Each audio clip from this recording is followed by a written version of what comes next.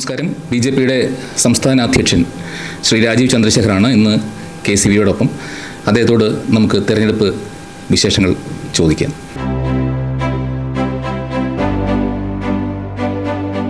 രാജീവ്ജി, ഇത്തവണത്തെ തദ്ദേശ സ്വയംഭരണ തെരഞ്ഞെടുപ്പിൽ NDAക്ക് കേരളത്തിലുള്ള സാധ്യതകളെ അങ്ങനെ കാണുന്നു? അല്ല, സാധ്യതയെ കുറിച്ച് ഞാനൊന്നും അങ്ങനെ കൂടുതൽ പറയാൻ ആഗ്രഹിക്കുന്നില്ല. പക്ഷേ ജനങ്ങളുടെ ഒരു ആഗ്രഹം, ഒരു മാറ്റം, അത് ഞാൻ എവിടെ പോയാലും അത് കേൾക്കുന്നുണ്ട്, കാണുന്നുണ്ട്. കാരണം ഈ ലോക്കൽ ബോഡി എന്ന് നമ്മുടെ തദ്ദേശ സ്വയംഭരണ സ്ഥാപനം എന്ന് പറയുന്ന ഒരു സ്ഥാപനം ജനങ്ങളുടെ പ്രശ്നങ്ങൾ പരിഹരിക്കേണ്ട ഒരു സ്ഥാപനമാണ്. അവരുടെ ഉത്തരവാദിത്വം എന്ന് പറഞ്ഞാൽ കോതമംഗലത്ത് ജനങ്ങളുടെ വേണ്ടി അവരുടെ വീട്ടു ചുറ്റുമുള്ള പ്രശ്നങ്ങൾ പരിഹരിക്കുക, കുടിവെള്ളം, drainage, solid waste management, street light, തെരുവ് നായ ശല്യം, അങ്ങനെ ഓരോരോ കാര്യം, സാധാരണ ഇഷ്യൂസ് പരിഹരിക്കാനാണ് അവരുടെ ഉത്തരവാദിത്വം. പക്ഷെ എത്രയോ കൊല്ലമായിട്ട് നടന്നിട്ടില്ല. ഇന്ന് കോതമംഗലം തന്നെ നോക്കൂ, ഒരു സ്റ്റേഡിയമില്ല, ഒരു സ്ഥലവും ഇല്ല, ഒരു വികസനവും ഇവിടെ നിന്ന് നടന്നിട്ടില്ല. ഒരു പാർക്കോ കുട്ടികൾക്ക് പോകാനൊരു സ്ഥലമോ ഒന്നുമില്ല. അപ്പോൾ ഇത് മാറി മാറി ഭരിക്കുമ്പോൾ ഇതൊരു ചോദ്യം ജനങ്ങൾ ചോദിക്കുന്നു. ഇതെന്തുകൊണ്ട് നമ്മൾ മാത്രം ഈ സ്ഥിതിയിലാണ്? മറ്റേ സ്റ്റേറ്റ്സിലെല്ലാം ജനങ്ങൾക്ക് വികസനം കിട്ടുന്നുണ്ട്, അവരുടെ നഗരത്തിൽ വികസനം വരുന്നുണ്ട്, മാറ്റം വരുന്നുണ്ട്, പ്രശ്നങ്ങൾ പരിഹരിക്കുന്നുണ്ട്. അപ്പോൾ അത് ഞാൻ കൃത്യമായി കേൾക്കുന്നുണ്ട്, കാണുന്നുണ്ട്. പിന്നെ ഒരു സത്യം എല്ലാവർക്കും മനസ്സിലായിട്ടുണ്ട്. ഇതുവരെ LDFും UDFും ജനങ്ങൾക്ക് വാഗ്ദാനം കൊടുത്ത് വോട്ട് നേടി ഒന്നും ചെയ്തില്ല, മാറി മാറി ഭരിച്ചു.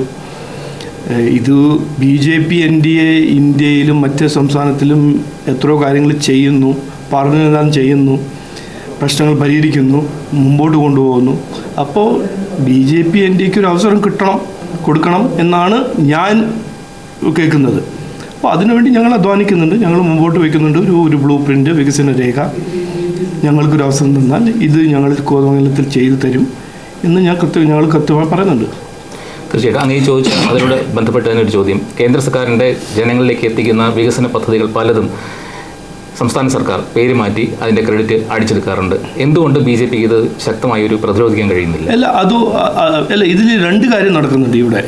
ഒന്ന്, സെൻട്രൽ ഗവൺമെൻറ് സ്കീമിന് ലേബിൾ ഒട്ടിച്ച് ഞങ്ങളുടെ സ്കീമാണെന്ന് പറഞ്ഞ് സ്റ്റേറ്റ് ഗവൺമെൻറ് ചെയ്യുക, അതൊന്ന്. രണ്ടാമത്തത്, ചില സ്കീം അവർ ചവിട്ടി വയ്ക്കുക. ഒരു PM ആയുഷ്മാൻ, 70 വയസ്സ് മേലെ ഒരു അമ്മ, ഒരു അച്ഛൻ, അവർക്കൊരു ഫ്രീ 5 ലക്ഷത്തിൻ്റെ ചികിത്സേൻ്റെ പദ്ധതി നരേന്ദ്രമോദിജി നടപ്പിലാക്കുമ്പോൾ, അനൗൺസ് ചെയ്യുമ്പോൾ ഇവിടുത്തെ സംസ്ഥാന ഗവൺമെൻറ് അത് ചവിട്ടി വയ്ക്കുകയാണ്. അപ്പോൾ രണ്ട് ഒരു ബാസ്ക്കറ്റ്സാണ്. ഒന്ന്, അവിടുന്ന് അയക്കുന്ന പദ്ധതികൾ പേര് മാറ്റി ഇത് ഞങ്ങളുടെ പദ്ധതി ഒരു പോസ്റ്റർ ഒട്ടിച്ച് മുമ്പോട്ട് വയ്ക്കുക. PM പോഷൻ എന്ന് പറഞ്ഞാൽ കുട്ടികൾക്ക് മിഡ് ഡേ മീൽ സ്കീം. അതിൽ 85% കാശ് കൊടുക്കുന്നത് സെൻട്രൽ ഗവൺമെൻറ്റാണ്. പക്ഷേ ഇവിടെ ചവിട്ടി വെച്ചല്ല, ഒരു പോസ്റ്റർ അടിക്കും, എന്നിട്ട് PMൻ്റെ പേരല്ല, ഗവൺമെൻറ് ഓഫ് ഇന്ത്യൻ്റെ സ്കീമിൻ്റെ പേര് പിന്നിൽ ഒരു ചെറിയ ഫോണ്ടിൽ.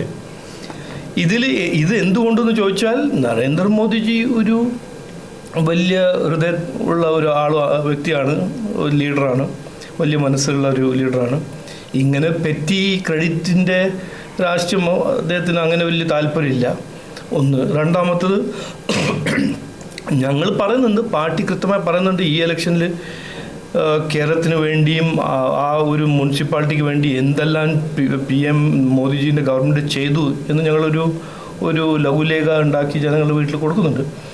അപ്പോൾ ഈ ഒരു നാടകം PM പോർഷനിൽ മുഖ്യമന്ത്രി അല്ലെങ്കിൽ മന്ത്രിൻ്റെ ഒരു പോസ്റ്റർ അടിച്ച് ഇത് ജനങ്ങൾ മനസ്സിലായിട്ടുണ്ട്, ഇതൊരു നാടകമാണെന്ന്. അതിൻ്റെ കാരണം അവർക്ക് മനസ്സിലായിട്ടുണ്ടല്ലോ, ഇത് ചെയ്യുന്നുണ്ട് പക്ഷെ വേറെ ഒന്നും ചെയ്യുന്നില്ല.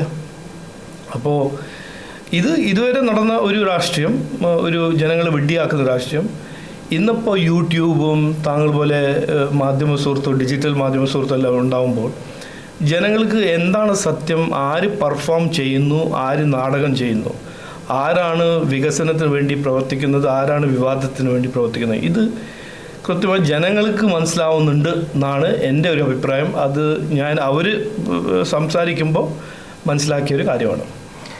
അങ്ങൊരു ടെക്നോക്രാറ്റാണ്. കേരളത്തിൻ്റെ വികസനത്തെക്കുറിച്ച് അങ്ങനെയുള്ള സ്വപ്നം എന്താണ്? അല്ല, ഒരു സ്വപ്നമുണ്ട്. ഈ നാടിൻ്റെ അനന്ത സാധ്യതയുള്ള നാടാണ്. നമുക്ക് എല്ലാവർക്കും അറിയാം, ഇത് വലിയൊരു ടെക്നോക്രാറ്റ് ആവേണ്ട ആവശ്യമൊന്നുമില്ല. ഒരു സാധാരണ മലയാളിയോട് ചോദിച്ചാൽ 10, 20, 30 കൊല്ലം മുമ്പേ നമ്മൾ നാട് എന്തായിരുന്നു സ്ഥിതി? ഫുഡ് സർപ്ലസ് സ്റ്റേറ്റ് ആയിരുന്നു, എത്രയോ ഇൻഡസ്ട്രി ഉണ്ടായിരുന്നു. ഇതെല്ലാം കഴിഞ്ഞൊരു 25 കൊല്ലം ഒരു വളരെ ഒരു ഡിസ്ട്രക്റ്റീവ് രാഷ്ട്രീയം ഇവിടെ വന്ന് ഇതിലെല്ലാം നശിപ്പിച്ചിരിക്കുക. ഇന്ന് ഫുഡാണെങ്കിൽ, നെല്ലാണെങ്കിൽ, ആഹാരമാണെങ്കിൽ പുറത്തുനിന്ന് ഇമ്പോർട്ട് ചെയ്യുക. അത് വെജിറ്റബിൾ, ഫ്രൂട്ട്സ്, നെല്ല്, റൈസ് എല്ലാം പുറത്തുനിന്ന് ഇമ്പോർട്ട് ചെയ്യുക. എന്നിട്ട് ഒരു വിഡ്ഢിത്തരം പോലെ ഒരു രാഷ്ട്രീയമാണ്. ഇന്ന് ഞാൻ കേട്ട കാര്യമാണ്, എനിക്കെന്നെ മനസ്സിലാവുന്നില്ല ഇവരെങ്ങനെയാണ് ഇങ്ങനെ ചിന്തിക്കുന്നത്. LDFൻ്റെ അഗ്രികൾച്ചർ മിനിസ്റ്റർ പറഞ്ഞു, എന്തിനാണ് നമ്മൾക്ക് അഗ്രികൾച്ചർ, നമുക്ക് പുറത്തുനിന്ന് ഇമ്പോർട്ട് ചെയ്തോടെ. അപ്പോൾ പുറത്തുനിന്ന് ഇമ്പോർട്ട് ചെയ്ത് ജീവിച്ചാൽ അതാണ് ഇൻഫ്ലേഷൻ. അതുകൊണ്ടല്ലേ ഇന്ത്യ രാജ്യത്തിൽ ഏറ്റവും വലിയ വിലക്കയറ്റം കേരള നാട്ടിൽ. അപ്പോൾ ഇക്കണോമിക് മാനേജ്മെൻറ്റോ ജനങ്ങൾക്ക് വേണ്ടി ഒരു അവരുടെ ഇഷ്യൂസ് പരിഹരിക്കാൻ രാഷ്ട്രീയത്തിൽ ഇവർ കയറ്റി വെച്ചിട്ടില്ല. അതൊരു പ്രയോറിറ്റി അല്ല. വിവാദങ്ങൾ ചെയ്യുക. അറിയില്ലേ, ഇപ്പോൾ 10 കൊല്ലം ഭരിച്ചു, എല്ലാം ശരിയാവും എന്ന് പറഞ്ഞ് ഭരിച്ച LDF ആണ് കോതമംഗലത്തിലും ഭരിക്കുന്നത്. ഒരു കുന്തവും ശരിയായിട്ടില്ല. ഇത് ഞാൻ പറഞ്ഞ ആവശ്യമില്ല, എല്ലാവരും അങ്ങനെയാണ് പറഞ്ഞത്. എന്നിട്ട് 10 കൊല്ലം കഴിഞ്ഞിട്ട് അവരെ അക്കംപ്ലിഷ്മെൻറ്റ് എന്താണെന്ന് പറഞ്ഞാൽ ശബരിമലയിൽ നിന്ന് 4.5 കിലോ സ്വർണം കൊള്ള ചെയ്യുന്നു, ദേവസ്വം ബോർഡിനെ ദല്ലാൽമാർ സ്ഥാപനമാക്കി മാറ്റുന്നു. എന്നിട്ട് ഇതെല്ലാം നടക്കുമ്പോൾ ഇതൊരു വീഴ്ചയാണ്, സാരില്ല എന്ന് പറഞ്ഞു നടക്കുന്നൊരു ബഹുമാനപ്പെട്ട മുഖ്യമന്ത്രി. അപ്പോൾ ഇതൊരു സിംറ്റമാണ്, പൊളിറ്റിക്കൽ ഡിക്ലൈൻ, ഇവരുടെ രാഷ്ട്രീയ ഡിക്ലൈൻ്റെ ഒരു സിംറ്റമാണ്. അതുപോലെ തന്നെ മറ്റേ വശത്ത് കോൺഗ്രസ് ഒന്നും പറയാനില്ല. വികസനത്തെക്കുറിച്ച് ഒരു വാക്ക്, ഒരു ഐഡിയ, ഒരു കാര്യം ചെയ്യാനോ പറയാനൊന്നുമില്ല. അവരുടെ രാഷ്ട്രീയം നമ്മൾ നിലമ്പൂരിൽ കണ്ടുപോലെ തന്നെയാണ്. എങ്ങനെയെങ്കിലും എന്ത് പറഞ്ഞിട്ടും എന്ത് ചെയ്തിട്ടും ആരുടെ ഒപ്പം അലയൻസ് ചെയ്തിട്ട് ജയിക്കണം. അത് ജമാഅത്ത് ഇസ്ലാമി ആണെങ്കിൽ ജമാഅത്ത് ഇസ്ലാമി, ഹമാസ് ആണെങ്കിൽ ഹമാസ്, SDP ആണെങ്കിൽ SDP. ഈ രാഷ്ട്രീയമാണ് നമ്മുടെ നാടിനെ ഈ സ്ഥിതിയിൽ കൊണ്ടുവച്ചിരിക്കുന്നത്. അത് മാറ്റണം. ഇനി എല്ലാവരും അവകാശമായ ഒരു വികസനം രാഷ്ട്രീയമാണ് ഇവിടെ ആവശ്യം. എന്നിട്ട് ഞാൻ തയ്യാറാണ്, BJP NDA തയ്യാറാണ്. ആരാണെങ്കിലും അങ്ങനെ വികസനത്തെക്കുറിച്ച് അവർക്കൊരു കാഴ്ചപ്പാടുണ്ട്, UDFനും LDFനും ഉണ്ടെങ്കിൽ അവർ അതിനെക്കുറിച്ച് സംസാരിക്കട്ടെ. ഒരു മത്സരമായിട്ട് മാറട്ടെ. രാഷ്ട്രീയം ഈ നാട്ടിൽ ഒരു വികസന മത്സരമായിട്ട് മാറണം. ഏതാണ് നല്ല പാർട്ടി, ചെയ്യാൻ കഴിവും ചെയ്യാൻ താല്പര്യമുള്ള പാർട്ടി, അവർ ജയിക്കട്ടെ. ഞങ്ങൾ തയ്യാറാണ്, ആ ചാലഞ്ച് ഞങ്ങൾ ഏറ്റെടുക്കാൻ തയ്യാറാണ്.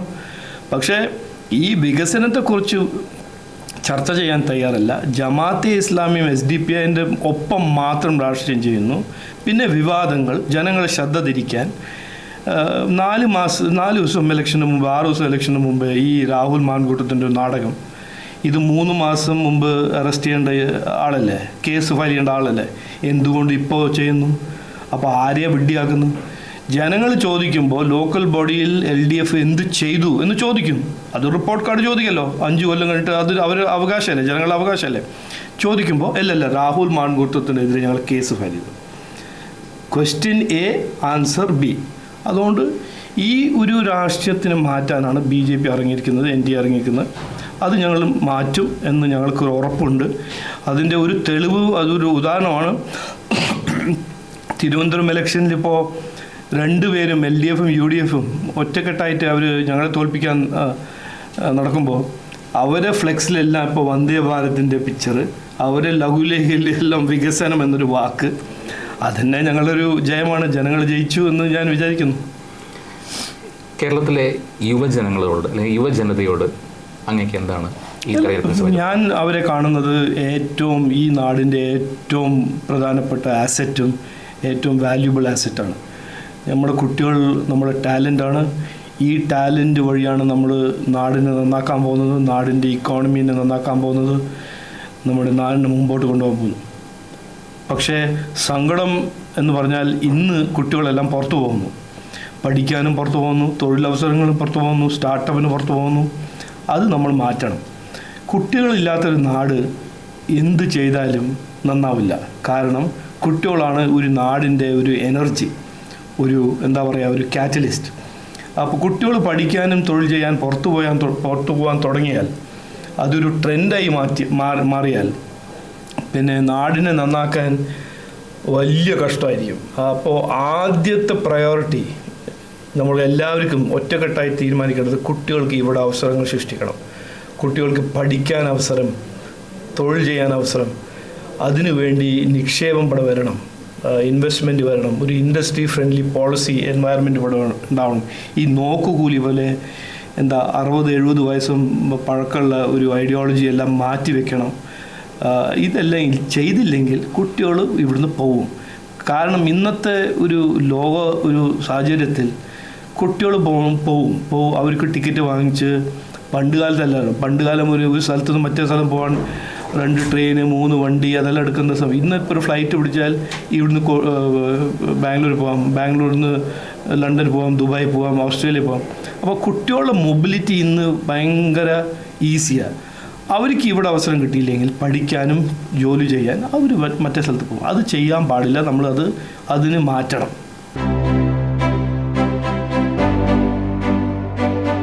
താങ്കളുടെ വിലപ്പെട്ട സമയം KCVക്ക് വേണ്ടി മാറ്റിവെച്ചതിൽ നന്ദി.